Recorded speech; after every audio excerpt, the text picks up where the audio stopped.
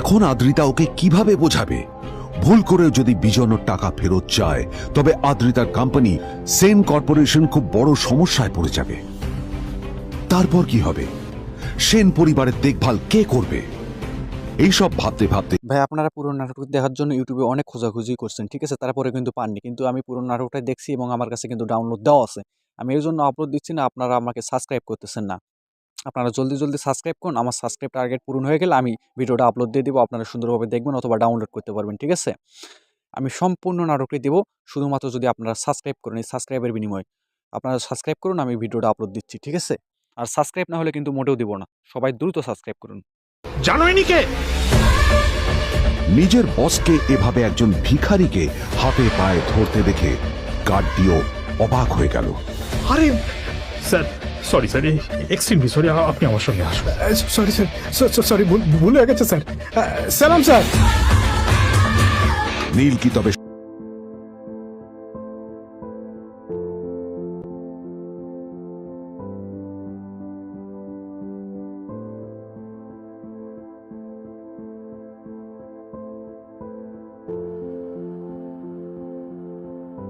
আদ্রিতার চোখে নীল ছিল নিছকই একজন চাকর। সে সারাদিন আদ্রিতার ভাই ফরমাস খেটেও ওকে সন্তুষ্ট করতে পারত না।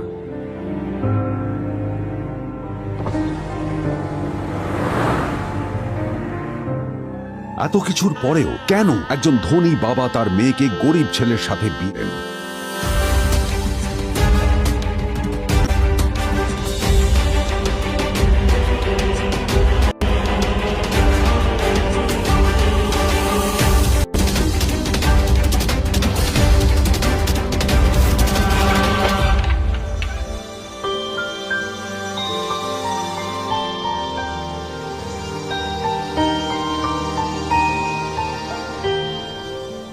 এবং তারপরে সেই মেয়েটি তার গরিব স্বামীর কাছ থেকে নতুন বছরে এমন একটা গিফট পেয়েছিল যে তার চক্ষু স্থির হওয়ার জোগাড় হয়েছিল।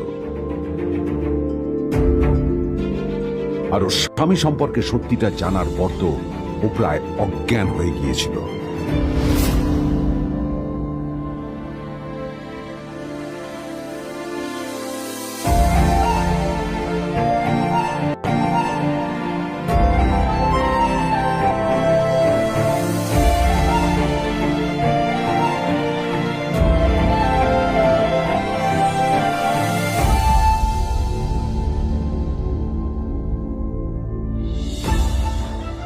আমার বাবা সবচেয়ে বড় ভুল করেছে তোমার মতো একটা গরিব ছেলের সাথে আমার বিয়ে দিয়ে। আমার সব বন্ধুদের স্বামীরা ওদের কত দামি দামি গিফট দেয়, আর তুমি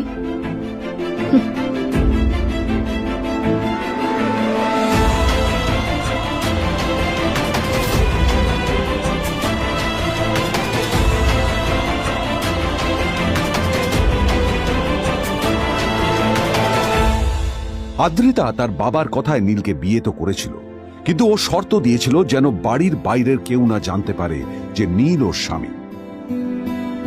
নীল ওই বাড়িতে ঘর জামাইয়ের মতো থাকলেও ও যেন ওখানে একজন চাকর ছিল। সবাই ওকে অপমান করত। ওই বাড়িতে না ও ঠিক মতো খাবার পেত, আর না ওর কোনো আলাদা ঘর ছিল। কখনো কার্পেটের উপর ঘুমোতো, তো কখনো আবার পোষা কুকুরের ঘরের পাশে নীলকে ঘুমোতে হতো। হাত খরচ মেটাতে ও এক জায়গায় ওয়েটারের কাজও করত। আদ্রিতা তার বন্ধুদের বলেছিল যে আদ্রিতা বিদেশে বিয়ে করেছে আর তার স্বামী লন্ডনের একজন খুব বড় বিজনেসম্যান। কিন্তু যখন আদ্রিতার বন্ধুরা ওকে ওদের স্বামীদের দেওয়া দামি দামি গিফটগুলো দেখাতো, তখন লজ্জায় ওর ভিতরটা পুড়ে ছাই হয়ে যেত।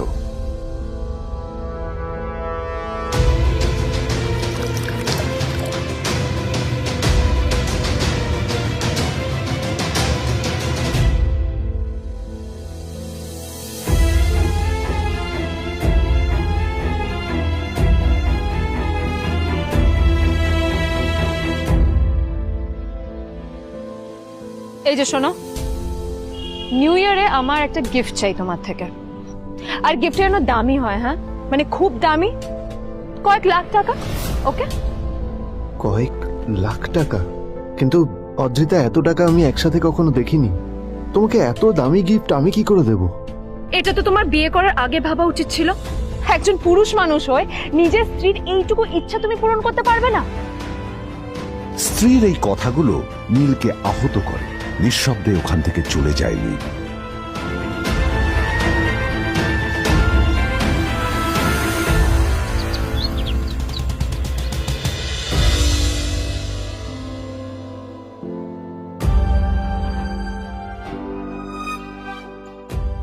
দুদিন পর নিউ ইয়ার পার্টির আগে নীল আদ্রিতার কাছে এসে একটা গিফট প্যাক দেয়।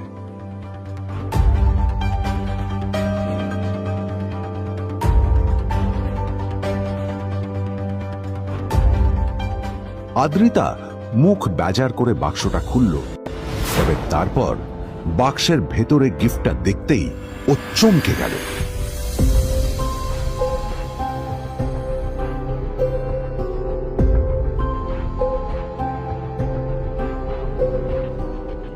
এই এই ফোনটা মানে এটা তো একটা স্পেশাল এডিশন। এটার দাম তো 3 কোটি টাকা। তুমি এটা পেলে কোথা থেকে? আসলে এটা অরিজিনাল নয়। আমি ওই ফোনটারই একটা কপি এনেছি।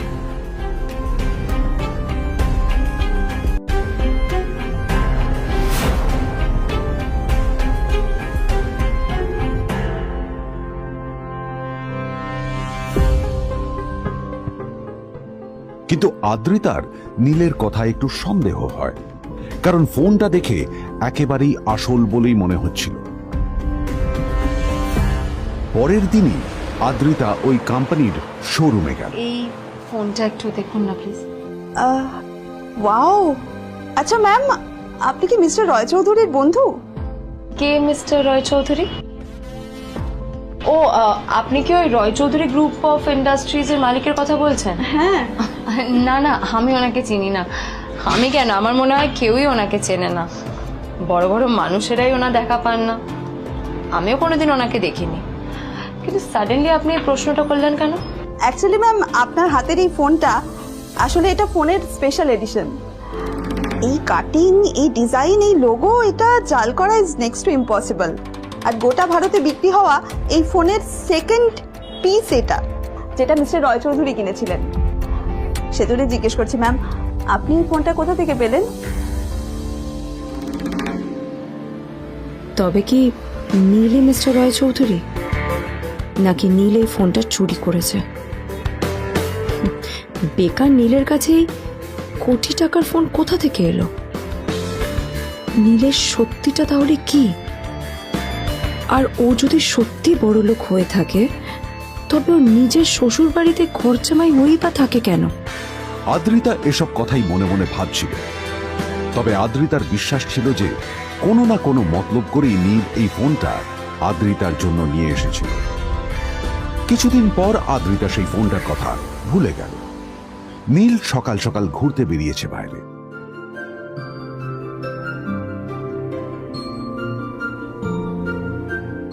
কটা বাজে রে? আমার খুব লেট হয়ে গেছে বুঝলি।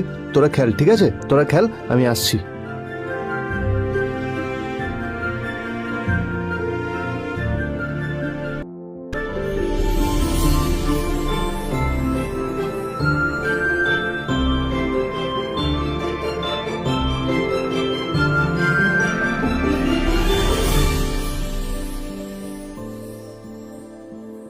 নীল, জল পড়ছে না কেন দেখো না। নীল, নীল, নীল কোথায় গেল? নীল,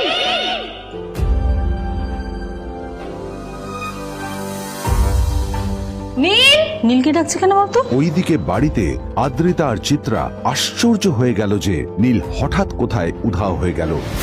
মা, তোমাকে কিছু বলে গেছে নীল? হ্যাঁ, কোথায় গেছে ও? না, আমি ওর কোনো খোঁজ খবর রাখি না। আমার একটা কথা মনে হচ্ছে, ওকে না এবার একটু শীতে করতে হবে। একটা কাজে যদি আসতো ছেলেটা, যখনই কোনো কাজের কথা বলি ভ্যানিশ হয়ে যায়। আমি ওকে বলেছিলাম R&B গোল্ড এন্ড ডায়মন্ড থেকে আমার সেটটা নিয়ে আসতে, আনেনি। আজকেও ভালো করে অফিসে নিয়ে যাব, ভ্যানিশ হয়ে গেল। কোথায় গেল কে জানে। আমার ভাগ্যে জুটেছে এরকম একটা ছেলে। দিদি, তুমি কেন বিয়েটা দিয়েছিলে আমাকে? এটা আবার কি বলছিস? আমার কি দোষ? দেখ, ওই অসভ্য ছেলেটার সাথে বিয়ে দিতে চাইনি, যা করেছে তোর বাবা করেছে, এটা আমার কোনো দোষ। তখনই হঠাৎ নীল সেখানে এসে উপস্থিত হলো, কিন্তু ও দুজনকে উপেক্ষা করে ভিতরে চলে যাওয়াই শ্রেয় মনে ও, করল। এই যে লাট সাহেব ফিরলেন রাজকার্য করে, এদিকে এসো, তোমার ফাঁকিবাজির আলোচনাই এখানে চলছে। মা এসো। প্লিজ থাক, মা থাক, ভাল লাগছে না। এমনিতেই অফিসের জন্য আমার লেট হয়ে যাচ্ছে, আর বিজন আমার ওয়েটও করছে। বিজনের নাম শুনেই নীলের মুখটা ফ্যাকাশে হয়ে গেল। আদ্রিতা নীলকে উপেক্ষা করেই বলল, আরে যে এই ছেলেটার মতো আর একটা ফাঁকিবাজ না তুমি পাবে না। তুমি কেন দাঁড়িয়ে আছো? এই যে শোনো শোনো শোনো শোনো, দাঁড়িয়ে আছো কেন? তোমাকে আমি বলেছিলাম আর.এন. গোল্ড ডায়মন্ড থেকে আমার সেটটা তুলেছো, তোলোনি তো। এইটা চাই না আমার। তুমি আমার সাথে অফিসে যাবে, ফেরার পথে তুমি সেটটা নিয়ে আসবে। তোমার জন্য সবসময় লেট হয়ে অফিসে, তোমার জন্য রক্ত লাগে। আর ব্যাগটা নিয়ে ওর পেছন পেছন কোথায় যাচ্ছ? যা দিয়ে ওখানে রেখে এসো।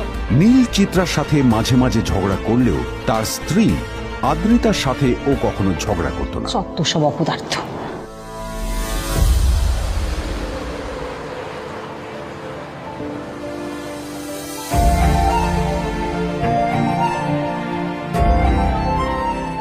কিছুক্ষণের মধ্যেই তারা আদ্রিতার অফিসে পৌঁছে গেল।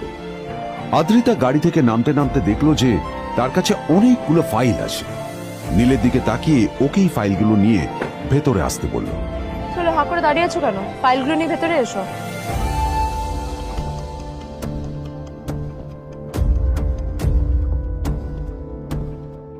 আদ্রিতা যখন ওর ক্যাবিনে পৌঁছলো তখন দেখলো সেখানে আগে থেকেই ওর বন্ধু এবং বিজনেস পার্টনার বিজন বসে ওর জন্য অপেক্ষা করছে।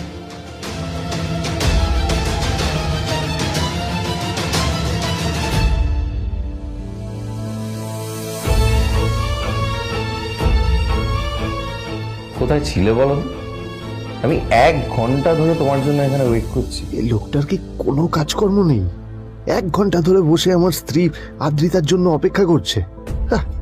সরি বিজন, আমি খুবই দুঃখিত যে বাড়ির কিছু লোকের জন্য না আমার সবসময় লেট হয়ে যায়। আদ্রিতার কথা শোনার পর বিজনের 1 ঘন্টা অপেক্ষা করার অভিযোগ 1 মুহূর্তের মধ্যে মিলিয়ে গিয়েছিল।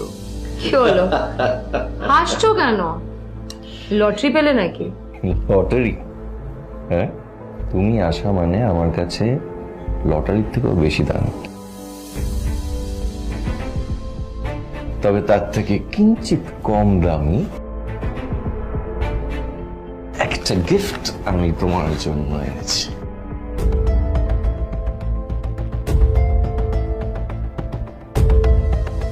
This is a rare diamond necklace for you. এটা আমার জন্য? সত্যি? এই শহরে এটা খুঁজে পাওয়া খুব বিরল। Just like you. Like it? Thank you. You're welcome. Thank you for the gift. আসি তাহলে এখন।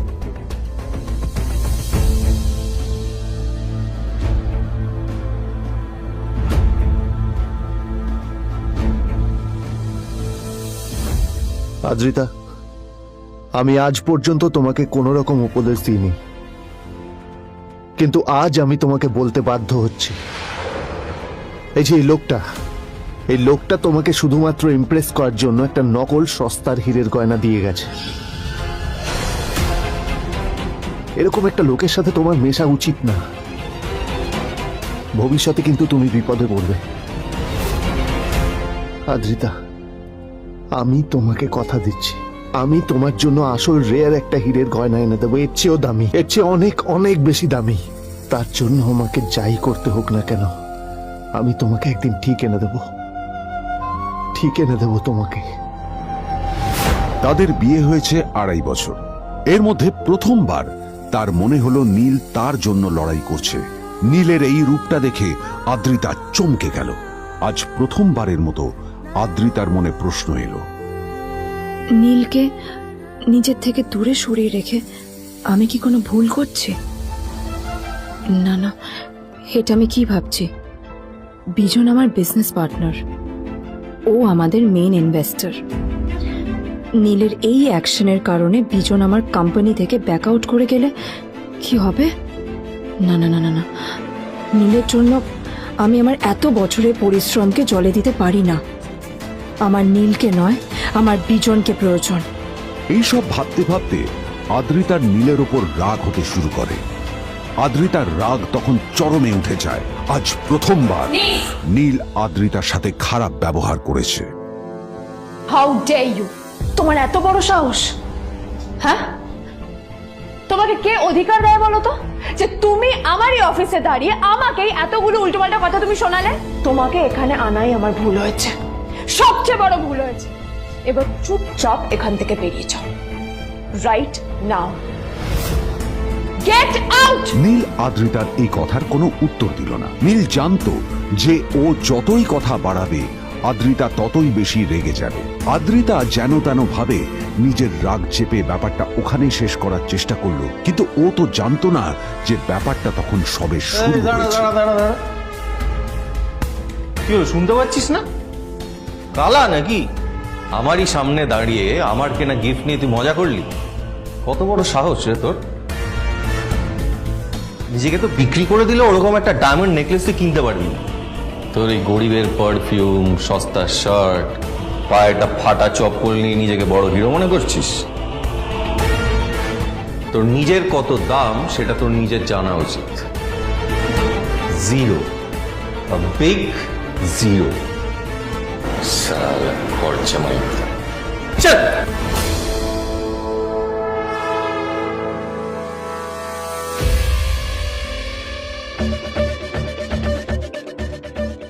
নীল তখনও ঝামেলা করার মেজাজ ছিল না, কিন্তু যখন কেউ অন্যের নীরবতা সুযোগ নিতে শুরু করে তখন কথা বলাটা প্রয়োজন।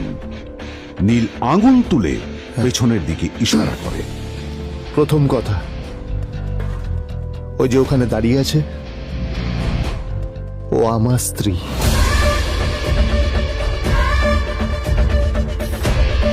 তাই আমার স্ত্রীকে তোমার নেকলেস দেওয়ার কোনো অধিকার নেই।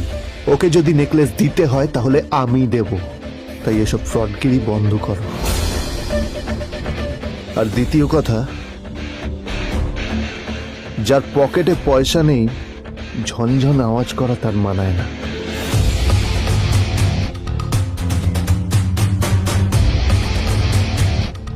নীল বিজনকে তার সোয়াগ দেখিয়ে বেরিয়ে গেল।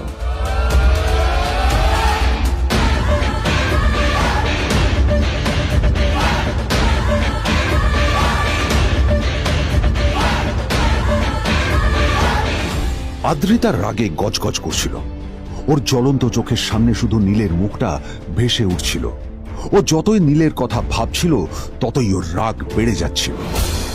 গত কয়েক মাস ধরে আদ্রিতার কোম্পানির অবস্থা একেবারেই ভালো ছিল না।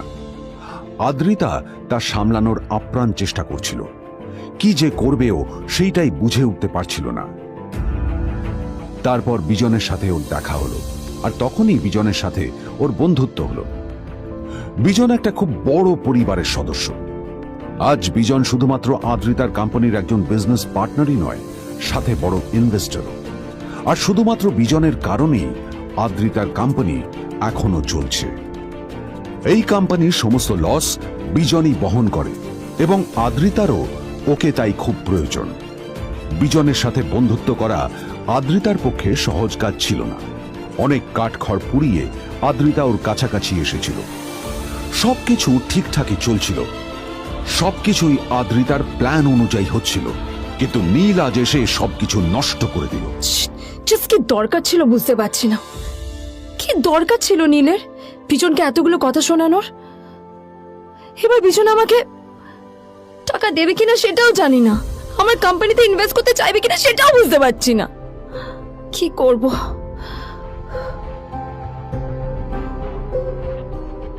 এখন আদ্রিতা ওকে কিভাবে বোঝাবে?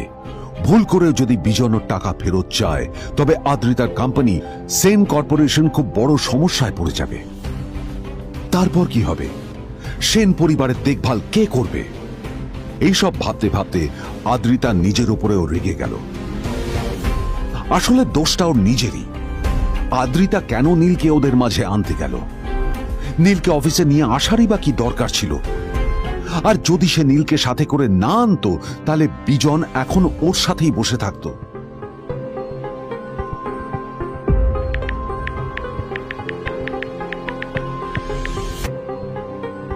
প্যামেলা, আমি মিটিংয়ে বেরোবো, আমার চেঞ্জটা একটু নিয়ে এসো প্লিজ।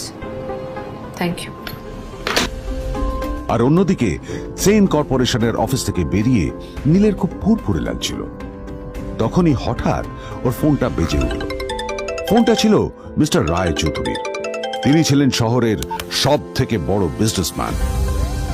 হ্যাঁ মিস্টার রায়চৌধুরী, আমি আপনাকেই ফোন করতে যাচ্ছিলাম। আমি একজন বিশেষ লোকের সাথে তোমার একটা মিটিং ফিক্স করেছি। ওর অ্যাড্রেস আমি তোমাকে টেক্সট করে দিয়েছি। আমি চাই তুমি ওই লোকটার সাথে মিট করো। ঠিক আছে, আমি যে কোনো কারোর সাথে দেখা করতে পারি, কিন্তু তার জন্য আপনাকে আমার দুটো শর্ত মানতে হবে। প্রথমটা, আমার জন্য একটা রেয়ার হীরের নেকলেস আপনাকে জোগাড় করে আনতে হবে। আর দ্বিতীয়টা, আমি আপনাকে টেক্সট করছি, এটাও কিন্তু একই রকম জরুরি। এই দুটো কাজ আপনাকে যত তাড়াতাড়ি সম্ভব করে ফেলতে হবে আমার জন্য, ঠিক আছে? তোমার অ্যাকাউন্টে কিছু টাকা পাঠিয়েছি। কিছু জামা কাপড় কেনো, যাতে তুমি ভদ্র সমাজে আসার যোগ্য হও, আর তোমাকে আমি স্বামীর পরিচয় দিতে লজ্জা না পাই। তোমার কারণে আমার পরিবার লজ্জা পাবে, আমি সেটা চাই না। যখনই দেখি তখনই তুমি ভিখিরির মতো ছেঁড়া ফাটা জামা কাপড় পরে থাকো। আসলে আদ্রিতার বাড়িতে আজ ফ্যামিলি ডিনার পার্টি ছিল, আর শেষবার নীলের জন্য ওকে অনেক ঝামেলা পোহাতে হয়েছিল। মেসেজ পড়ে নীল ফোনটা নিজের পকেটে রেখে রাস্তার ধারে গিয়ে একটা ট্যাক্সি থামানোর জন্য হাত বাড়িয়ে দিল। নীল ট্যাক্সি ধরে গোল্ডেন সিটি অ্যাভিনিউর দিকে বেরিয়ে পড়ল। গোল্ডেন সিটি অ্যাভিনিউ শুধু কলকাতারই নয়, এটা ছিল সারা পশ্চিমবঙ্গের সবচেয়ে বিলাসবহুল সোসাইটিগুলোর মধ্যে একটা। আসলে এই সেই জায়গা যেখানে মিস্টার রায়চৌধুরী আজ তার জন্য গোপন মিটিং ফিক্স করেছিলেন। কিন্তু নীল কার সাথে দেখা করতে যাচ্ছে এ সম্পর্কে ওর কোনো ধারণাই ছিল না। যখন নীল সেখানে পৌঁছলো, ফুলভিলার বাগানে বসে থাকা লোকটিকে দেখে রাগে নীলের রক্ত ফুটতে শুরু করলো। নীল ওখানে না দাঁড়িয়ে বেরিয়ে গেল। তখনই হঠাৎ একটা মেসেজ এলো। আসলে আজ আদ্রিতার ফ্যামিলি গ্যাদারিং এ যাওয়ার আগে নীলকে ওর হাই স্কুলের রিইউনিয়নেও যেতে হতো। গ্র্যাজুয়েশনের পর এত বছরে এই প্রথম নীল তার কোনো কলেজ বা স্কুলের রিইউনিয়নে যাচ্ছে। এতগুলো বছরে নীল তার কোনো বন্ধুর সাথেই দেখা করেনি। নীলের তার পুরনো সহপাঠীদের কথা মনে পড়তে লাগলো, যাদের সাথে ও স্কুলে মজা করত। আজ আবার ওদের সকলের সাথে নীলের দেখা হবে।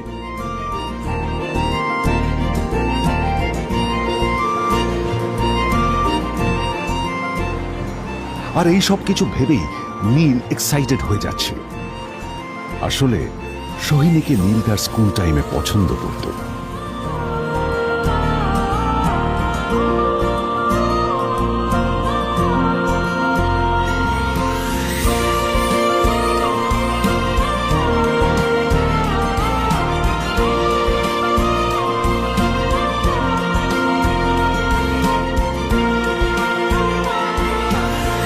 অন্যদিকে সেন কর্পোরেশনে ইনভেস্টরদের সঙ্গে আদ্রিতার মিটিং একেবারেই ভালো যায়নি।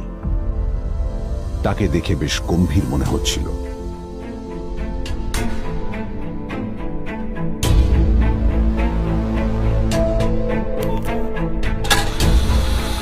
ভাই, পৃথিবীতে এমন লোকও আছে, কি দেমাগ দেখলি? হ্যাঁ, কাজকর্ম তো কিছু করার নেই, আর কিছু করেও না। হ্যাঁ, শুধু চলে এসছে আমাদের ম্যাডামকে রাখাতে। এই 1 বছরে না কিচ্ছু বদলায়নি। আরে আমি তো ভেবেছিলাম যে এর সাথে ম্যাডামের আর কোনো সম্পর্কই নেই, কিন্তু না, এখন যা দেখছি উল্টে ম্যাডামের মাথায় উঠে নাচছে। আমার মাঝে মাঝে মনে হয় এদের দুজনের বিয়ে কিভাবে হলো। আর বিয়ে তো অনেক পরের কথা, 2 বছর হয়ে গেল এদের এখনো ডিভোর্স হলো না। হ্যাঁ, আমার তো ভাবলে কিরকম অবাক যা লাগছে। বলেছিস।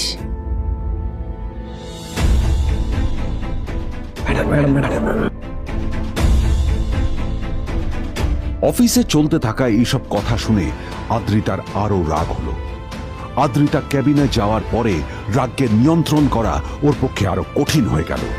ও তখন বুঝতেই পারছিল না যে ওর রাগ কিভাবে নিয়ন্ত্রণ করবে। আদ্রিতা এটাও ভাবছিল যে নীলের জন্য ওকে আর কত অপমানিত হতে হবে। এসব ভাবতে ভাবতেই আদ্রিতার চোখ গেল ওর বাবার ছবিটার দিকে।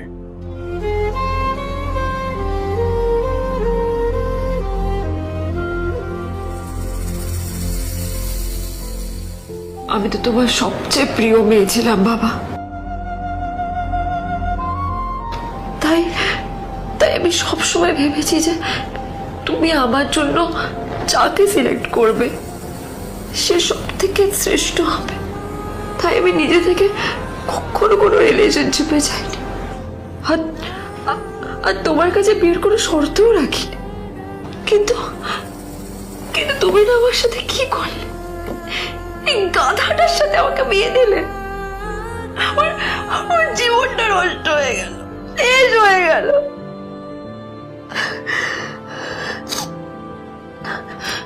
আমি যদি একটু জানতাম যে ও ও কিছু করে না, ঘর চাপাই হয়ে থাকবে, এইসব কাজকর্ম করে, তাহলে আমি কোনোদিনই বিয়েতে রাজি হতাম না বাবা, কোনোদিন না, কোনোদিন।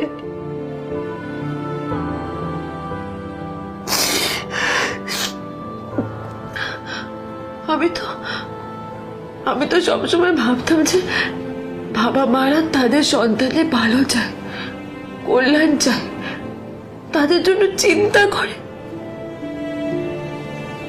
কিন্তু কিন্তু বাবা, তুমি আমার জন্য একটু চিন্তা করোনি।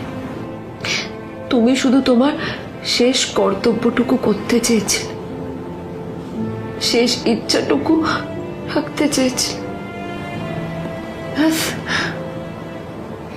পালন করা হয়ে গেছে, আর আমাদের তুমি ছেড়ে চলে গেলে। তুমি আমাকে ছেড়ে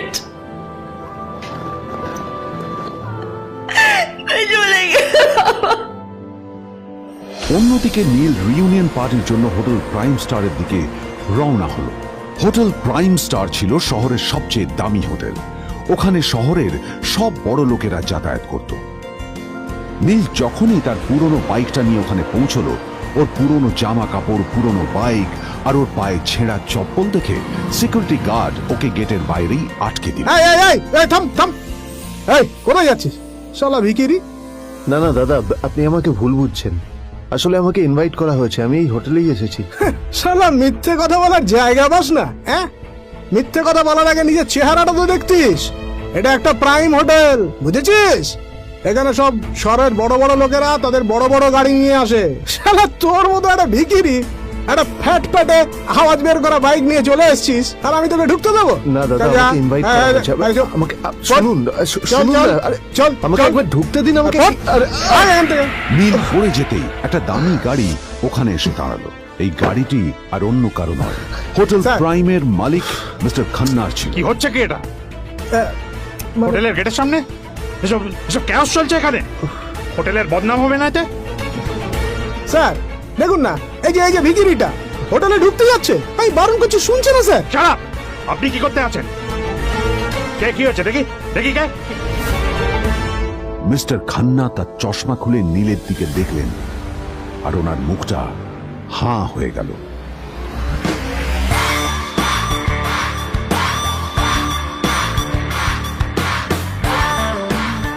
নীল স্যার, আপনি?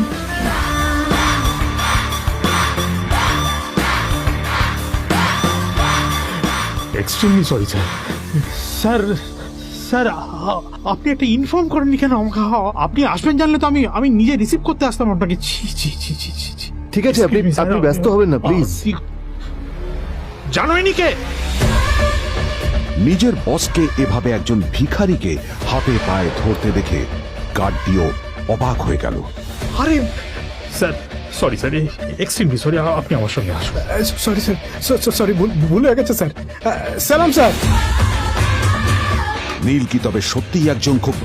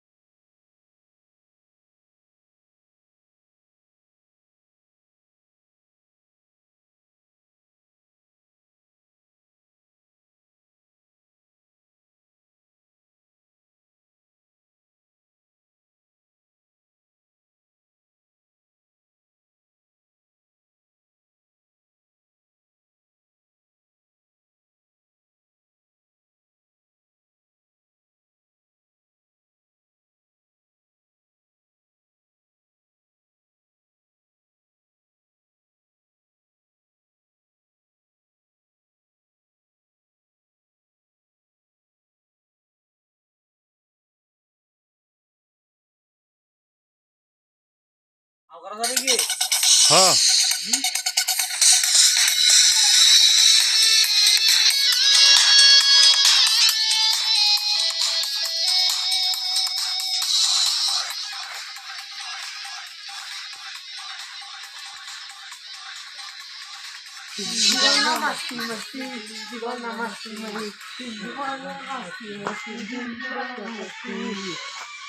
মুখ দিয়ে গান বলো।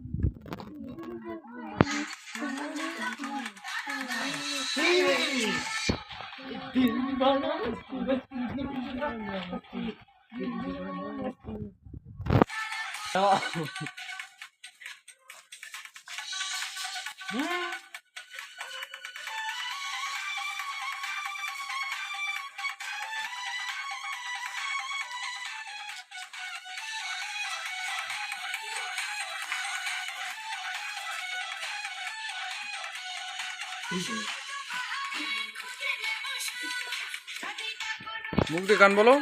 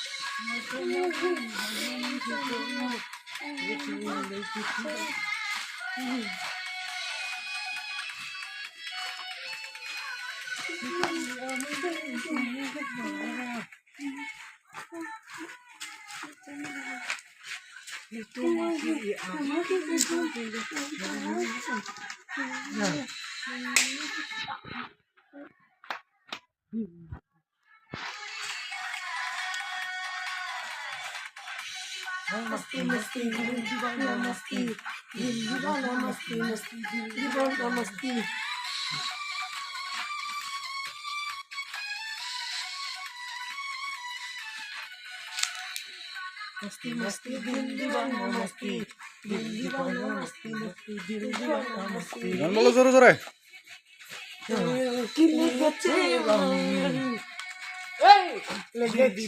হেই দিল দিও না মস্তি